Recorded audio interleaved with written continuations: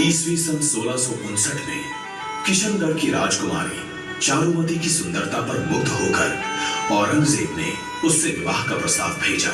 चारुमती औरंगजेब से विवाह नहीं करना चाहती थी। उसने महाराणा राज सिंह को पत्र लिखा। पत्र लेकर संदेशवाहक राज सिंह के दरबार पहुंचा।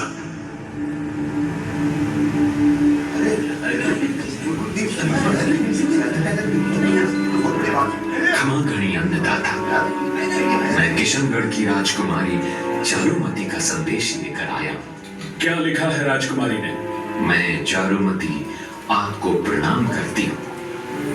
मैंने आपको अपने पति के रूप में वर्ण कर लिया है।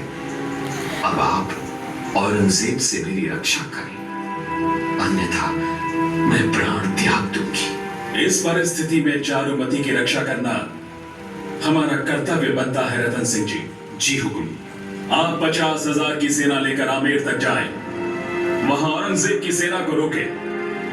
तब तक मैं चैत्र पूर्णिमा को चारुमती से विवाह कर उन्हें लेकर आता हूं। जी हुकुम। रतन सिंह सलूमर के चुनावत सरदार हैं। वे अपनी नवविवाहिता पत्नी हाड़ी रानी इंद्र कुंवर से विदा लेने उनके महल में गए। प्रिय, महाराणा शाह ने हमें युद्ध में जाने का आदेश दिया है, इसलिए हम आपसे विदा लेने यहाँ आए हैं। आप विजयी होकर लौटे, यही मंगल कामना है मेरी। किंतु रानी, युद्ध में क्या होगा कुछ कहा नहीं जा सकता। फिर तुम्हारा क्या होगा? आप निश्चिंत होकर युद्ध के लिए पधारिए। हम हिंदू स्त्रियां अपना कर्तव्य अच्छी तरह से जानती हैं। हम उसका सहर्ष पालन करेंगी। तो ठीक है, अब हम प्रस्थान करते हैं।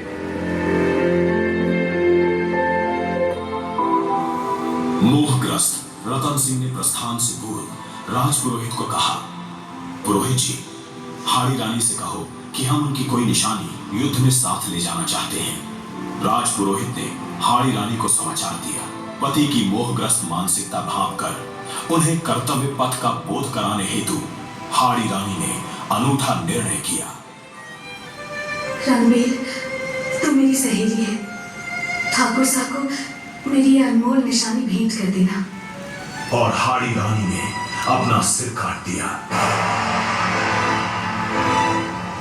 थाली में चुनरी से ढके हाड़ी के सिर को देख रतन सिंह हतप्रभ रह गए। पत्नी के बलिदान से अभिभूत हो उन्होंने उस मुंड को माला के रूप में पहन लिया और आमेर के पास हुए युद्ध में औरंगजेब की सेना को परास्त कर अपना बलिदान दे दिया। इस दंपत्ति के बलिदान द्वारा ही महाराणा राज सिंह चारुमती से विवाह कर लौट सके।